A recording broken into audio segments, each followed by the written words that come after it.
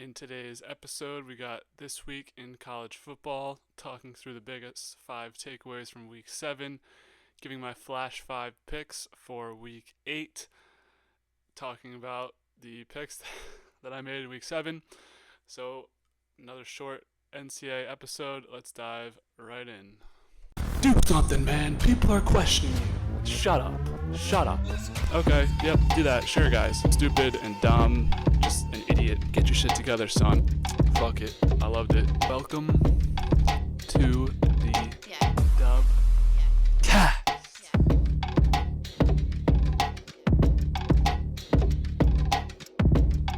Coming off of last week, as I mentioned on the NFL stream that we did earlier in the week, go check that out if you haven't yet. Was not able to watch a lot of college football this weekend.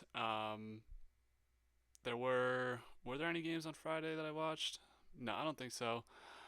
Slower week. Was away, so was not able to catch most of the action. I did catch one drive, which we'll talk about just in a second. But as always, if you're new to the channel, I'll give my top 5 biggest takeaways from week 7, and then my flash 5 picks, my 5 favorite bets for the week in the flash 5 segment. So starting off with week 7, 5 takeaways. The first takeaway, Ohio State loss. For those who don't know, I'm affiliated to Ohio State. My sister goes there, was boots on the ground 2 weeks ago in Ohio State watching them beat Iowa. Very disappointing loss. I caught the last drive of it. Of course, I told you to take Ohio State minus 3.5 in the flash 5, so that's a loser right there. I thought, this Ohio State team could be different. Granted, it is Oregon. It is a different environment. Oregon's a very tough place to play, very slept-on place to play. It was not good. Lose by 1 point. I mean, in the grand scheme of things, it doesn't really matter that much. A lot of people think that this might be the end of it, but I don't know. I feel like Day has a pretty short leash, so he definitely can't lose 2 more games. Maybe 1 more game. They have to make the playoffs. They have to go pretty far in the playoffs. This loss definitely hurt. This is one you're going to want back. Can't lose to Michigan or else Day is gone. I'm not sure Howard is much better than McCord, if I'm being honest.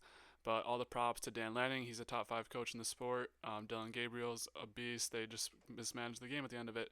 And that's all it came down to. So Ohio State, hoping for the best for them moving forward. But I'm not loving Ryan Day. So moving forward, another takeaway, LSU beats Ole Miss in overtime. We had the under in that game. Ended up being the only play we hit. Barely hit the under, but LSU beats Ole Miss in overtime. Ole Miss is on the rocks now after being one of the top teams, and I think everyone who kind of follows college football knew that this was coming. I just never really bought the hype with Ole Miss. Yes, they have Lane Kiffin, but I don't know, Jackson Dart. Just never really bought the hype with that defense as well. LSU beats them. Granted, they're on the road, so it's a tough place to play, but now Ole Miss has 2 losses, and I think we're halfway through the season right now. So I don't think Ole Miss is going to make the playoffs or they'll be a fringe playoff team. The SEC is just too stacked, especially if your LSUs, your Texas A&Ms keep turning up. I mean, you have Bama, Georgia, and Texas who are all but guaranteed to make it. Some of the other teams are looking a little shaky, though. I mean, Tennessee, we'll see what happens with them this week. But I think Ole Miss is on the outside looking in right now. They're going to need to start winning a lot of games and win important games. I'm not sure what their important games left are on the schedule, but I thought that was pretty notable. The number 9 team goes down again. Next big takeaway, Red River shootout. Texas slaughters Oklahoma in Oklahoma. The game wasn't even close. I had the over, but Oklahoma scored 3 points, so there's another loss. Oklahoma is done for. Venables, I think there's going to start to be questions asked, especially in the SEC. You're going to have to ask to be produced and get wins. Granted, they're still ranked. I think they can, they have a very close game this week, which we may talk about in a bit. But Texas looks really good. I think they're a step above everyone right now. I think they're clearly the number 1 team. Oregon's number 2 in the AP poll, and we saw their kind of shakiness early on. So I'm really liking Texas. I think Oklahoma is a team I'm looking to bet against. New quarterback change and same old result. Granted, is the number 1 team in the nation they're playing against, but Texas, I think this may be the year. Next takeaway, a couple teams almost lose. So we have Penn State having to go to overtime in USC. That's a pretty good, that's not really anything egregious. Illinois, one of the lower ranked teams, versus Purdue, beats them by 1 point at home. That was a little bit shaky. Bama barely beats South Carolina. South Carolina is they play you close, man. Bama at home again, another shaky loss coming off the Vanderbilt. That looked like a bit hammer Bama spot, but guess it wasn't. Tennessee barely escapes against Florida, who is not great this year, and Kansas State barely beats Colorado. Colorado's got the offensive firepower, so Really a lot of almost upsets this week. There was only one upset that ended up happening. It was Utah losing to Arizona State, and I'm done with Utah. I might just pick against them every game if I, am looking to wager on a Utah game. It just doesn't seem like they're ready for it. Cam Rising, I don't know what his deal is. He plays, and he's not playing, and he gets hurt, then he's playing.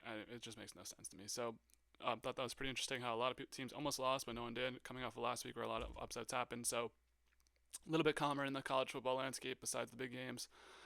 So last takeaway, Army and Navy remain undefeated and join the top 25. This is awesome. I was made aware that they haven't really played anybody yet, and that's fine. It's Army and Navy. Let's get one of these guys undefeated and get them in the playoffs somehow. Rooting for Army because I'm an Army guy, but both these teams being in the top 25 is awesome. They play in the American, so are there really any losses on the board left?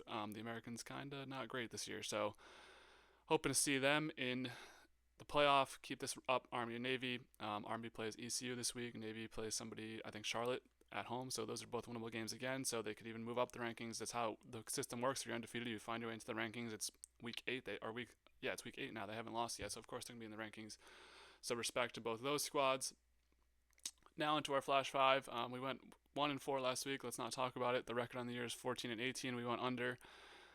Everything was looking so good. I was even on UFC. I was doing well in the Flash 5, and now I'm under in both. NFL, I'm still afloat, but this is not good. Other losses we had Pitt -3. They win by 2, just brutal. Cal played them well, played them close. The other one, Eastern Michigan, got blown out at home, so that was embarrassing. That was a really bad play by me. So my apologies there if you tailed. We went 1-4. Let's hope to correct them this week with our new Flash 5. So yeah, gonna need a lot of wins to start getting this record back in the positives. I got 4 or 5 pretty big games in respective different conferences, so let's dive right in. First pick, Miami -5 at Louisville. Louisville to me screams out as a fraudulent team.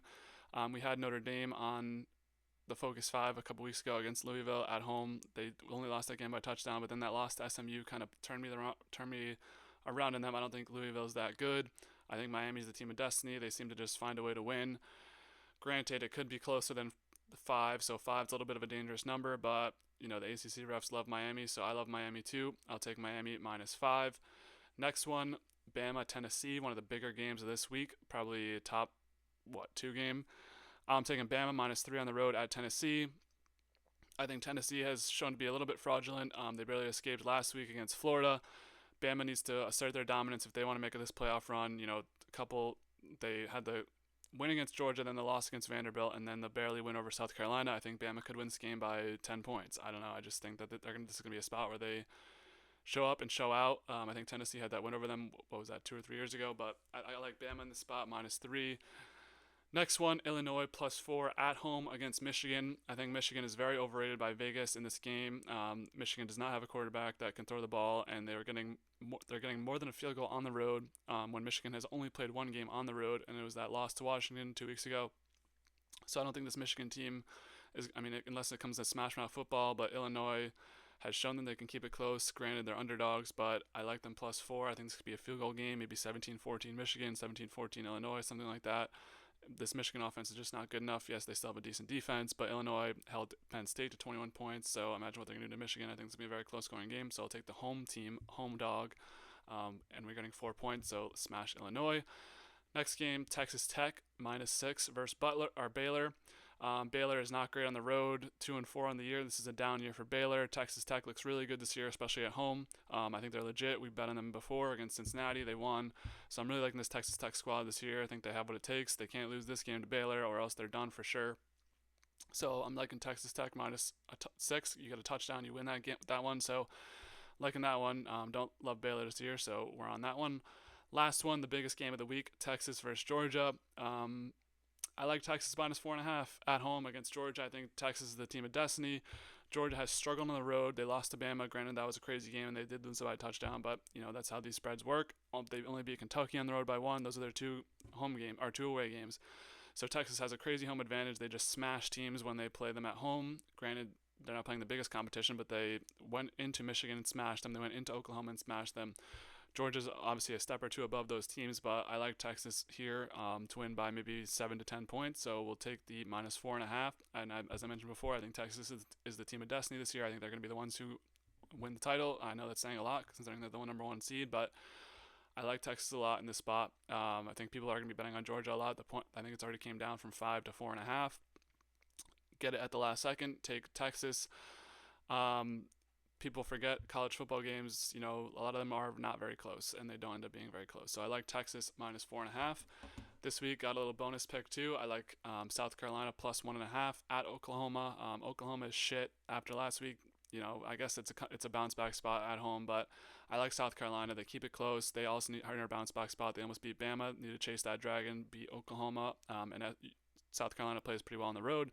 Saw that wasn't a problem for Texas playing on the road in Oklahoma. So I like South Carolina +1.5 on the road, but that's not part of the official card. So once again, another NCAA week is in the books. I'm considering canceling the show because it doesn't get a lot of views, and I don't know. But if you like this, leave a like, view it a couple times, comment, subscribe. I don't want to be like, I don't want to do this, but it's just like a 10-minute video, so I don't know if it's worth the time. But if you guys like it, I'll keep it going. So that is this week in college football.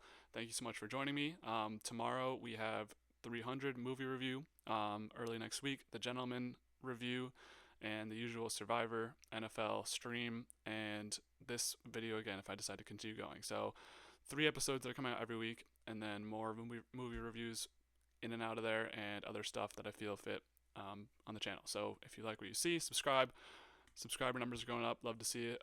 Like, comment, do it all. As always, be easy, win your bets. Let's have a great college football weekend.